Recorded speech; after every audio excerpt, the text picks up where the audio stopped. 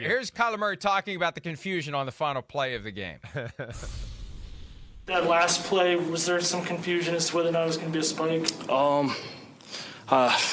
It was miscommunication between me and the O-line, and they thought it was spike, and then, but no, it was that's heat of the moment deal. I don't even recall what was being said in the helmet or anything like that.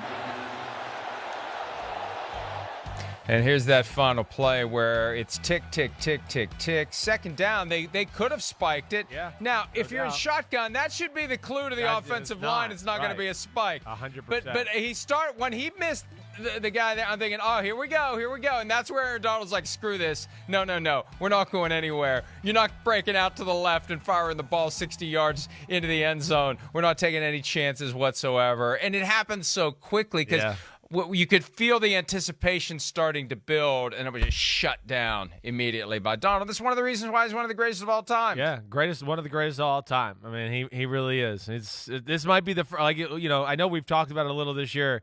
It's probably the first year in, what is it, Mike, you think, 5 or 6 years where he's not just absolutely the best defensive player in football like he's been. I mean, we're talking about other players for the first time in a while being, NFL defensive MVP. And Aaron Donald's not at the top of the conversation, so that's rare. But yeah, I mean, you said it. He's, to me, is already in the laurels of the Ray Lewis, the Lawrence Taylors, the Reggie Whites, whoever you want to throw out there is the greatest defensive players of all time. I think Aaron Donald is in that conversation, and he reminded us of all of it last night. And within that, Mike, just to hit on the Cardinals a little bit because of the Rams, but it's like, you mentioned a minute ago, I feel like we were finally at the point within the last week where people were ready to finally just go, hey, the Cardinals are the best team in football. Let's get behind it. Come on. They were on the road. They kicked the crap out of Chicago. They've lost 2 games.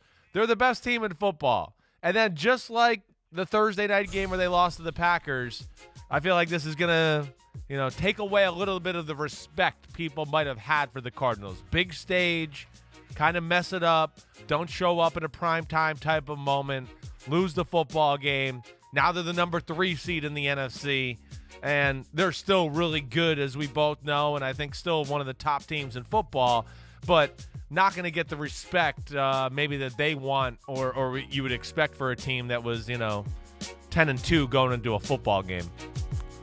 Something Pete mentioned in my ear just as the neurons were firing in my brain as we were talking about Aaron Donald's big night. Yeah. You got to wonder, and this is one of the realities of playing on Monday night. You don't play Sunday. You get to take in some football. You get to take in some talk about football, and all you're hearing if you're Aaron Donald is Micah Parsons. Micah Parsons. Right. Micah Parsons. Micah Parsons. Yeah. Look at Micah Parsons. Look what he can do. Yeah, He's Lawrence Taylor. And it's like, you know what? I'm still pretty good, too. And I'm looking at the PointsBet Defensive Player of the Year odds right now. By the way, they've shifted some. It was Micah Parsons and Myles Garrett at both plus 250. Some action from Monday apparently has influenced that. Parsons is now plus 240 and Garrett plus 300. But there's Aaron Donald lurking at plus 700. 7-1. Maybe the best odds you're ever going to see for Aaron Donald to be Defensive Player of the Year. I have a feeling if we have this conversation tomorrow morning, Donald's going to be a little bit closer to the top of that list because some people today are going to wake up and say, maybe it is going to be Aaron Donald when it's all said and done. Well, you can never count him out for like just catching on fire here. And, obviously it sounded like what, some of the things I saw McVay say in the post-game press conference and stuff. The Rams came into this game with a chip on their shoulder and feeling like nobody gave them respect for their win last week and that people were doubting them. And then they realized they needed to play better football. And I'm sure the Stars heard the criticism too.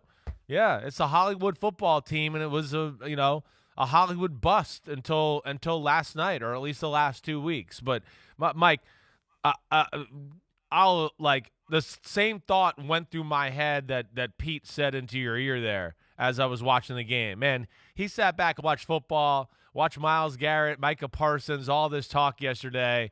And I do. I think that's what a great NFL player does. He's aware of what was going on in the league, what the conversation is.